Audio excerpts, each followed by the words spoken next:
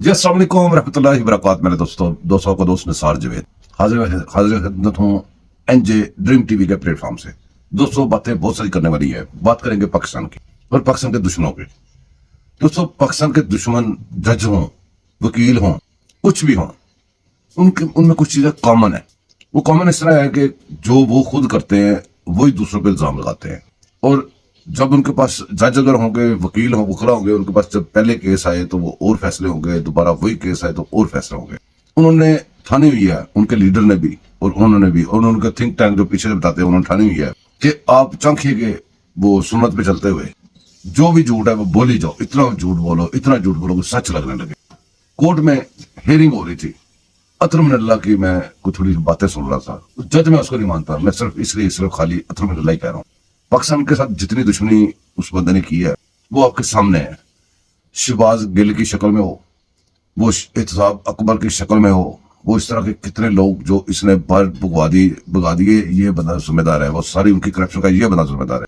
यहाँ पे जब इमरान दौर था, यहाँ पे किसी जज को लेटर तब भी लिखा गया था और वो केस इसी की अदालत में गया था। आपको याद होना चाहिए, वो शमीम साहब थे जिन्होंने कहा था कि जो मेरा कोई वो मैंने सेफ रखा हुआ है, लेटर ला रहा हूँ, ये हो रहा है वो हो रहा है। उसके बेटे ने भी तकरीरें की, काफी शोर मचा।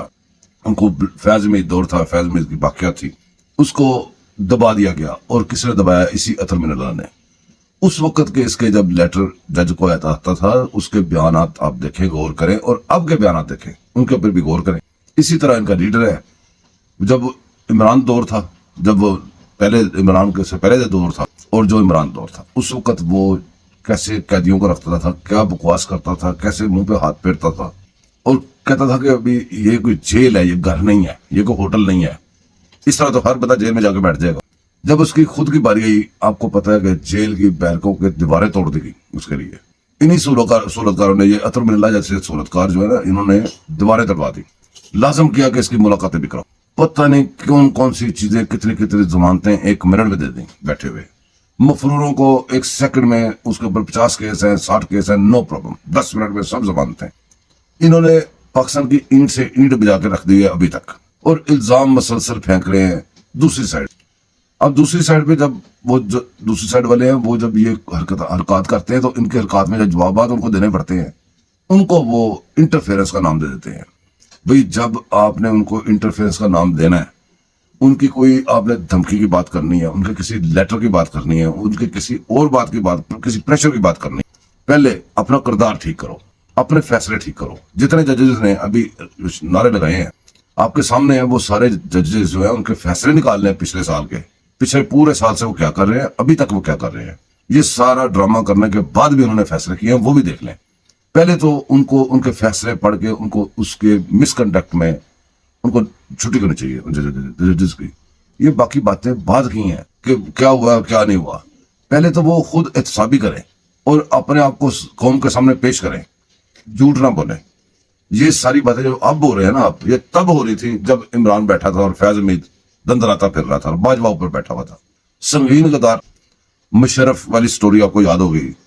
संगीन गद्दार मुशर्रफ के बारे में जो फैसला आया और वो जो जज के साथ हुआ, जो अदालत के साथ हुआ, वो भी याद होगा आपको। ये भी याद होगा कि भाई जब नवाज शरीफ की अपीलें लगती थी, जब मरियम नवाज की अपीलें लगती थी, पहले तो अपील लगती नहीं थी। अगर बड़ा जोर दरखास्तें वगैरह दे के अपील लग जाती थी, किसको याद नहीं है कि वो बेंच टूट जाता था, बेंच खत्म हो जाता था कि भाई आज ये खत्म हो गया, बेंच नया बेंच बनेगा, फिर अपील लगेगी, फिर करेंगे नौकरी, फिर खरीदेंगे बंदूक। इस तरह के सिलसिले यहाँ पे चलते रहे और आज ये लोगों में दर्श दे रहे हैं। क्या यहाँ पे ये नहीं होना चाहिए, यहाँ पे वो नहीं होना चाहिए। अगर हो तो इनकी फेवर में हो तो फिर ठीक है। असल में ये इनकी जितनी भी आर्गुमेंट्स होती है ना, वो आप गौर करें। वो कहते हैं जो कुछ भी हो रहा है मेरी फेवर में हो तो फिर ठीक है, अगर मेरे खिलाफ हो तो फिर गलत है। बहरहाल ये बातें तो बहुत सारी चलती रहेंगी। अब पंजाब को इन्होंने बुज़दार दे दिया था। पंजाब को बुज़दार दे के पंजाब के ऊपर जितना जुल्म किया, वो ये समझे कि चाचू की जितनी पंजाब में मेहनत थी, अपना शहबाज शरीफ साहब की जितनी मेहनत थी, अगर वो मेहनत ना हुई होती तो बुज़दार के जो चंद साल थे उस दौर में, जिसको इतना नहीं पता था कि भाई कोरोना काटता कैसे, जिसको इतना नहीं पता था कि भाई ये हैंड फ्री से इधर से आवाज आती है, उस बंदे को पंजाब दे के हेलीकॉप्टर में उसके पिंडू सारे पूरा गांव भर के वो सैर करवाता था। کیا کیا ڈرامے ادھر اس نے نہیں کیے، اور کیا کیا اس کے جو مشیران تھے، 200 مشیران تھے، 200 مشیران. آپ یاد رکھیے گا، آپ کی یادداشت بہت اصل میں کمزور ہے، یہی ان کی طاقت ہے. پنجاب کے ساتھ جو ظلم کیا تھا، جو بندہ کام کرے اس کو سراہنا چاہیے. ہم پاکستان سے پیار کرتے ہیں، پاکستان کے لیے کوئی اچھا کام کرے گا، اتنا سا بھی کام کرے گا، ہم اس کے لیے سپورٹ کریں گے. اس کی پاکستان کے خلاف اتنا سا بھی کام کرے گا، ہم اس کے اگینسٹ کھڑے ہوں گے. یہ ہمارا سیدھا سیدھا فارمولا ہے. اسی کو کہتے ہیں نا ہم اپنے ملک سے پیار کرتے ہیں. پنجاب میں اب کیا ہو رہا ہے؟ اس بزدار کی 1000 سال کی زندگی، مریم نواز کی 1 گھنٹے کی زندگی ایک برابر ہے، جو نظر آ رہی ہے سامنے سب کو، محسوس بھی ہو رہی ہے، نظر بھی ہو رہی ہے، آ رہی ہے. ایک ہوتا ہے نظر آنا، ایک ہوتا ہے عوام کو محسوس نہ ہونا. جو ایک دم سر کو ٹھیک نہیں ہوتا، چھوٹی موٹی شکایات ہوتی ہیں. اس کو ایسے ہونا چاہیے تھا، آپ ادھر کھڑے ہو، آپ کو یہاں پہ کھڑا ہونا چاہیے تھا، آپ کو اس صوفے پہ بیٹھنا چاہیے تھا. یہ بندہ کسی بھی چیز میں نکال سکتا ہے. اور ویسے بھی اتنا بگڑا ہوا نظام جب بندہ کو پکڑتا ہے تو اس کو ٹھیک کرنے میں ٹائم لگتا ہے، لیکن اس نے تو ٹائم بھی نہیں لگایا، وہ تو سو ہی نہیں رات کو. مجھے لگتا ہے تھوڑی سی اس کی ایک رپورٹ چیک کریں، پھر بات کرتے ہیں. 4 BHU اور RHC کی جدید انفراسٹرکچر کے ساتھ بحالی جاری ہے. مانگا منڈی RHC اور پھول نگر RHC کی مکمل ریویمپنگ کا تعمیراتی کام آخری مراحل میں داخل. صوبائی وزیر ملک صہیب احمد کا کہنا ہے عوام کو بہترین طبی سہولیات میسر ہوں گی. زین العابدین سے مزید تفصیلات جان لیتے ہیں. جی زین بتائیے. یہ وزیر اعلیٰ پنجاب مریم نواز کی طرف سے جو CNW ڈائریکٹوریٹ ہے ان کو یہ احکامات جاری کیے گئے ہیں کہ جو ادارے ہیں اور جو سڑکیں ہیں ان کو بہتر بنایا جائے. تو وزیر اعلیٰ پنجاب کے ویژن پر عمل کرتے ہوئے پائلٹ پروجیکٹ کے طور پر 4 BH اور RHC کی جدید انفراسٹرکچر کے ساتھ بحالی جاری ہے. شام کی بٹیاں BHU کی عمارت کا کام 1 ہفتہ قبل مکمل کر دیا گیا. صوبائی وزیر CNW ملک صہیب احمد کا کہنا ہے کہ وزیر اعلیٰ پنجاب مریم نواز نے اس کا معائنہ بھی کیا ہے. اس کے ساتھ ساتھ فیروز والا BHU کی عمارت کو بھی جدید انفراسٹرکچر کے ساتھ مکمل ری ویمپ کر دیا گیا ہے. فلورنگ، دیواریں، ward, front, waiting area, labour room کو جدید انفراسٹرکچر کے ساتھ بنایا گیا ہے. اس کے ساتھ ساتھ امامیہ کالونی اور فیروز والا کی عوام کو بہترین انفراسٹرکچر کے ساتھ طبی سہولیات میسر آئیں گی.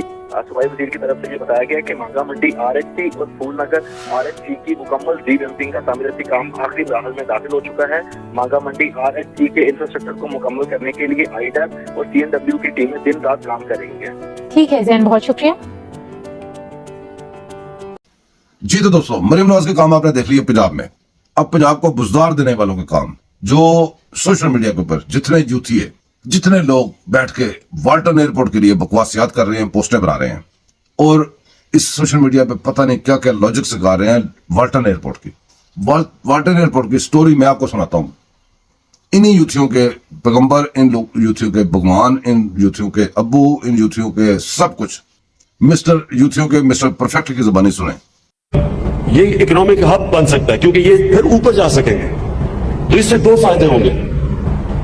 ایک تو جو ہمارا اب جو لاہور ہے یہ جو پھیلتا جا رہا ہے، اس کو روکنے کے لیے تو ورٹیکل اوپر جانا پڑے گا. یہ جب والٹن ایئرپورٹ ڈی نوٹیفائی ہوگا تو یہ سارے علاقوں کو جب اجازت یہ کمرشل سے اوپر جانے کا، تو جو انہوں نے ایسٹیمیٹ کیا ہے، اور عمران میں یہ چاہوں گا کہ آپ یہ میڈیا کو بریک ڈاؤن دیں، یہ ایسٹیمیٹ کرتے ہیں کہ اس کا کمرشل ویلیو جو ہماری ویلتھ جنریٹ ہوگی وہ 6000 ارب روپے ہو گئے. 6000 ارب روپیہ. کیونکہ مجھے لگتا ہے یہ سامنے میرے خیال میں آپ لیٹ نائٹ سب نے کی ہوئی ہے، کیونکہ سوئے ہوئے آپ سب، کوئی تالیوں کی آواز نہیں آئی کہ 6000 ارب روپیہ جنریٹ ہوگا یہاں. دیکھیں یہ اس کا جو آپ کاسٹ، ایک یہ جو ہم والٹن کا پروجیکٹ شروع کر رہے ہیں، دوسرا جو راوی سٹی ہے، یہ جو 2 پروجیکٹس ہیں یہ پنجاب کو، یہ پاکستان کو، یہ سارے پاکستان میں ویلتھ کریٹ کریں گے، ریونیو جنریٹ کریں گے. اور ویسے بھی یہ جو ایئرپورٹ کبھی شہر کے بیچ میں نہیں ہوتا.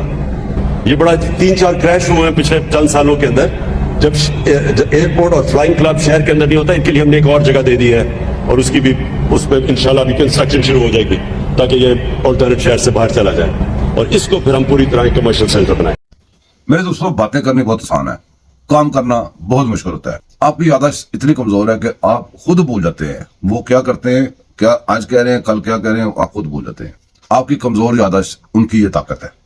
اب آپ یہ بھی سنیں کہ یوتھیوں کا بھگوان جب اقتدار میں تھا تو اس کے دعوے کیسے کیسے ہوتے تھے، اور اس کے بعد وہ ساری زندگی کا، پاکستان کی پوری زندگی کا سب سے بڑا قرضہ لے کے، کچھ نہ کر کے، کچھ بھی ایک اینٹ نہیں لگائی، بلکہ دوسری چیزیں بیچ کے، وہ بھی کھا کے، एक तो कर्जा लिया ना, एक आपका वाल्टन एयरपोर्ट इधर उधर हर चीज बेच दी, नजायज ज्यादा खाली करवाई थी ना, वो करवाई इसलिए थी बेचने के लिए, वो सारा खा पी कर मौजें करके, तो अब ये सोशल मीडिया टूल्स यूज करके आपके दिमागों को सारी चीजें बुला के तो फिर आपसे हमदर्दी का वोट भी ले रहा है और आपको बातें भी सुना रहे हैं और आप सुन भी रहे हैं।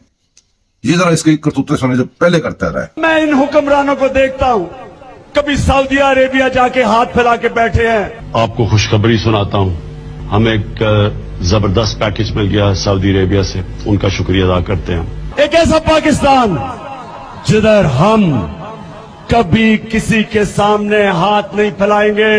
आपको और भी खुशखबरी सुनाऊंगा, हमारी और भी 2 ममालिक से बात हो रही है और इंशाअल्लाह उनसे हमें इसी तरह का पैकेज हम एक्सपेक्ट कर रहे हैं। हमें शर्म आती चाहे लोगों से दूसरे मुल्कों से जाके भीख मांगे और IMF आए और हमें बताए कि बिजली की कीमत इतनी बढ़ा दो, बेशक लोग मरे, लेकिन हुक्म करे हमें कभी बिजली बढ़ा दो, कभी गैस बढ़ा दो, कभी फलानी चीज बढ़ा दो।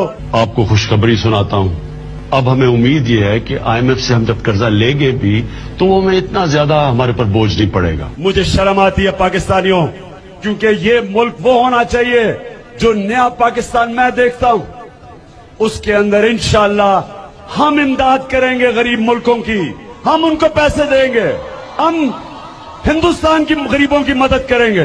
दोस्त ममालिक हैं उनसे कर्जे लें और कम से कम हम IMF से कर्जा लें। अल्लाह का शुक्र है उसमें हम कामयाब हुए हैं। देखिए, जो कर्जा देता है ना वो फिर आपकी आजादी ले जाता है, आपकी इज्जत ले चली जाती है। अब आपको कितना बुरा लगेगा, पता नहीं आपको बुरा लगेगा नहीं, मुझे कितना बुरा लगेगा कि मैं बाहर जाके लोगों से पैसे मांगूं, कि कभी किसी मुल्क में जा रहा हूं पैसे मांगने। आपको किसी फिक्र बिल्कुल ना करें आप। लोग घबरा जाते हैं कि जी पता नहीं क्या हो गया, ये हो गया जी, रुपया गिर गया, कोई। मुझे भी शर्म आएगी और आपके लिए कितना बुरा होगा कि जब एक मुल्क का सरबराह पैसे मांगता है तो सारे मुल्क की इज्जत चली जाती है। देखिए, दुनिया उसकी इज्जत करती है जो अपनी इज्जत करता है। कितनी शर्म की बात है हमारे लिए, लेकिन ये हमारा कसूर है, ये दुनिया का कसूर नहीं है। हम जो हाथ फैला के दुनिया के सामने जी तो मेरे दोस्तों, आखिर में हम एक छोटा सा तजिया देखेंगे जहां पे ये केसेस और ये जो अदलिया कर रही है, जो सारा कुछ हो रहा है, इसकी हमें थोड़ी सी समझ आएगी कि हम कहां पे खड़े हुए हैं। तो ये आप रिपोर्ट देख के जाइएगा। मेरी तरफ से अल्लाह हाफिज, मुझे इजाजत दीजिए, मेरे चैनल को सब्सक्राइब कीजिए, लाइक कीजिए, शेयर कीजिए। अल्लाह हाफिज। आपने कहा कि कोई तरीकाकार होगा, अब एक इन्होंने किया सुप्रीम कोर्ट में पिटीशन। अब वो सुप्रीम कोर्ट वो नहीं रही जहां जज भी बैठे थे, अमला भी बैठा था और पिटीशन तैयार होती रहती थी और कि जी आ रहे हैं। अब वो 184(3) में भी नहीं जाती, क्योंकि कादी फायद ईसा ने खुद एक फैसले में लिखा कि जो कमीशन बनाना है वो गवर्नमेंट का काम है, हमारा काम नहीं है। तो फिर और ये अता बंदयाल साहब ने उनको केस भेजा था, उस पर उन्होंने ये फैसला किया था चीफ जस्टिस बनने से पहले। अब इशू ये है कि जो इन्होंने पिटीशन किया है उसका जवाब तो हम बज़ाहिर तुम्हारे सामने है।